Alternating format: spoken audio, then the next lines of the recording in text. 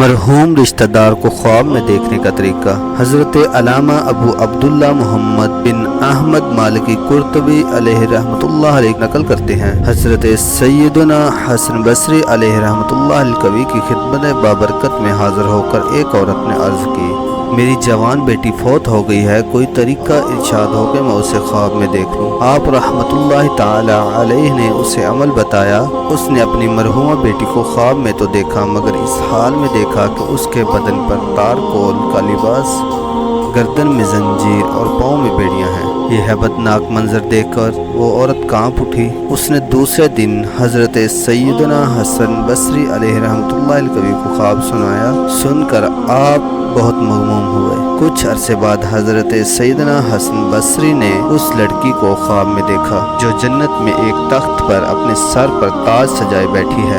آپ رحمۃ اللہ تعالی علیہ کو دیکھ کر وہ کہنے لگی، میں اسی خاتون کی بیٹی ہوں جس نے آپ کو میری حالت بتائی تھی۔ آپ رحمۃ اللہ تعالی نے فرمایا، اس کے بقول تو عذاب میں تھی، آخر یہ انقلاب کس طرح آیا؟ مرحومہ بولی، قبرستان کے قریب سے ایک شخص گزرا اور اس نے مصطفیٰ صلی اللہ علیہ وآلہ وسلم پر درود پاک بھیجا۔ اس کے درود شریف پڑھنے کی برکت سے اللہ عز و جل نے ہم 560 قبر والوں سے عذاب اٹھا لیا۔ اللہ عز و جل کی ان پر رحمت ہو اور ان کے صدقے ہماری بے حساب مغفرت ہو۔ صلو علی الحبیب صلی اللہ تعالی علی محمد۔